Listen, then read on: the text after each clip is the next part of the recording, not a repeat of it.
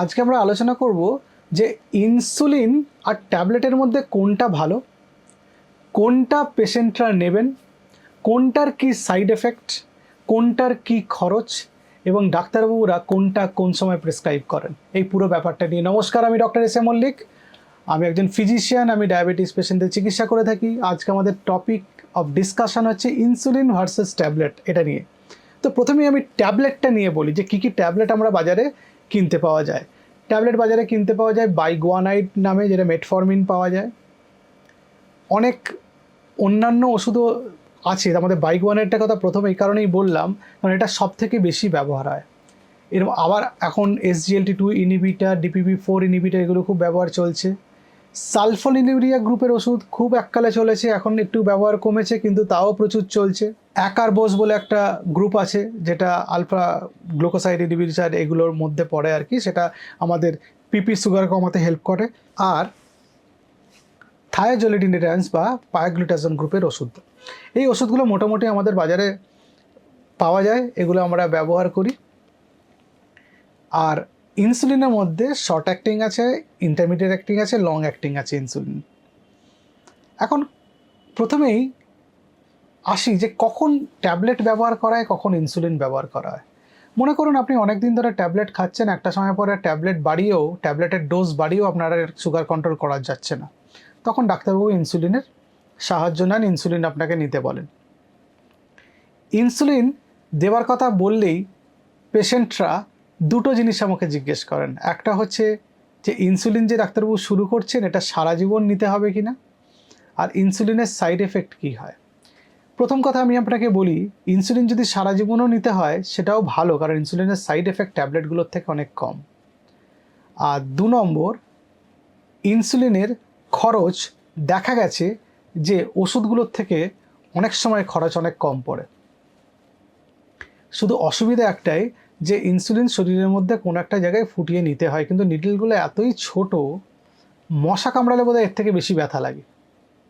সুতরাং ব্যথার ব্যাপারটা এখানে আসছে না। প্লাস আজকাল অনেক ভালো ডিভাইস চলে এসছে যেগুলো দিয়ে ইনসুলিন আপনি নিতে পারবেন, ইনসুলিন পাম্প, ইনসুলিন পোর্ট, এগুলো সব চলে এসছে। এগুলোর মাধ্যমে ওই একবারই ফোটানো হলো, তারপরে আপনার এটা চলতে থাকবে আর কি। পোর্টের মধ্যে ইনসুলিন আপনি দিয়ে দিতে পারলেন, বা পাম্পের মধ্যে অটো ইনজেক্টেড হয়ে যাবে ইনসুলিন। আপনার বডিতে কত সুগার আছে পাম্প নিজেই ক্যালকুলেট করে ইনসুলিন দিয়ে দেবে। এগুলো সব মডার্ন ডিভাইস চলে এসছে। ইনসুলিনের জন্য খরচ সাপেক্ষ।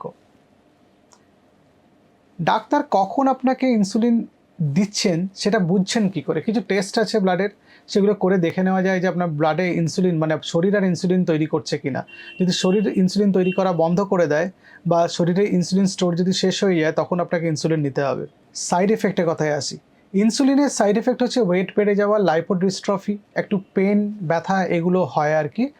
আর হাইপোগ্লাইসেমিয়া হতে পারে, অনেক ডায়াবেটিক ট্যাবলেটেও হাইপোগ্লাইসেমিয়া হয়। কিন্তু ইনসুলিনের একটা বড় অ্যাডভান্টেজ হচ্ছে এই সুগার কন্ট্রোলটা খুব ভালো হয়, প্লাস এর অর্গানগুলোর উপর সাইড এফেক্ট অনেক কম। অনেক সময় লিভার বা কিডনির প্রবলেম থাকলে অন্যান্য ট্যাবলেট ইউজ করার ক্ষেত্রে একটু অসুবিধে আছে, কিন্তু সেক্ষেত্রে ইনসুলিন ইউজ করা যায়। আজকাল অনেক ইনসুলিন বেরিয়েছে যেটা সারাদিনে একবার নিলেই আপনার চলবে, বাকি অল্প বিস্তর ট্যাবলেট খেলে আপনার ব্লাড সুগার কন্ট্রোল হয়ে যাবে, ফলে অনেক সুবিধে। আর অসুবিধাটা হচ্ছে ইনসুলিনের যে ওই একটা বললাম ছুঁচ ফুটিয়ে নিতে হয়।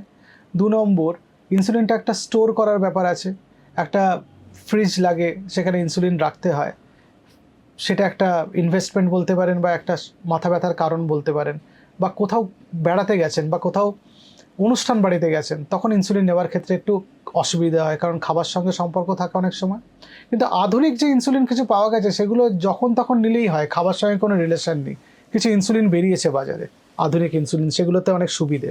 ইনসুলিনের যে সাইড এফেক্ট, সেই সাইড এফেক্টের মধ্যে একটা হচ্ছে হাইপোগ্লাইসেমিয়া। সেই জন্য ইনসুলিন যাদের আমরা প্রেসক্রাইব করি তাদের একটা গ্লুকোমিটারও কিনতে হয়, বাড়িতে রেখে দিতে হয়, এবং মাঝে মাঝে সুগার টেস্ট করে দেখতে হয় যে সুগার ফল করছে কিনা বা সুগার বেশি আছে কিনা। এটা একটা কারো ক্ষেত্রে কাম্বারসাম হতে পারে, কিন্তু ইনসুলিন যদি আপনি ওভারঅল বলেন ট্যাবলেটের থেকে বেটার, সাইড এফেক্ট কম, অনেক ক্ষেত্রে খরচ কম পড়ে, অনেক জটিল সমস্যাতে ইনসুলিন ব্যবহার করতে পারবেন, লিভার, কিডনি, এইসব প্রবলেমে। এবং অনেক সময় প্রয়োজন হয় চটজলদি সুগার কন্ট্রোল করার, কিছু অপারেশনের আগে বা কোনো একটা অ্যাকিউট এমার্জেন্সি হচ্ছে, শরীরে সুগার কন্ট্রোল না করলে ইনফেকশন কমছে না, সেই সব ক্ষেত্রে ইনসুলিন দিয়ে সুগার কন্ট্রোল করে ফেলতে পারা যায় তাড়াতাড়ি। সুতরাং ট্যাবলেট, ইনসুলিন দুটোর মধ্যে কোনোটাই খারাপ নয়। কোন জিনিসটা আপনার জন্য সেই সময়ে উপযোগী সেটা ডাক্তারবাবুরা ঠিক করে আপনাদের ইনসুলিন দেন। ইনসুলিন দিচ্ছেন বলে আপনার জীবন শেষ হয়ে যাচ্ছে ব্যাপারটা তা নয়। ইনসুলিন অন্যান্য অনেক ওষুধের মতো। ইনসুলিন নিলে আপনার সুগার কন্ট্রোল হবে এবং আপনার তার সাইড এফেক্ট হবে অনেক কম, এবং অর্গান মানে শরীরের অর্গান, লিভার, হার্ট, কিডনি এবং রেটিনা এগুলো ভালো থাকবে। এবং লং টার্ম আপনি যদি খরচের কথা ভাবেন, ইনসুলিনে অনেক ক্ষেত্রে দেখা যায় খরচ অনেক কম হয়। সুতরাং ট্যাবলেট এবং ইনসুলিন দুটোই, কোনোটাকে আমরা বাদ দিতে পারবো না, খারাপ বলতে পারবো না। যে সময় আপনার যখন যেটা দরকার পড়বে সেটা আপনাকে নিতে হবে। নমস্কার, ভালো থাকবেন।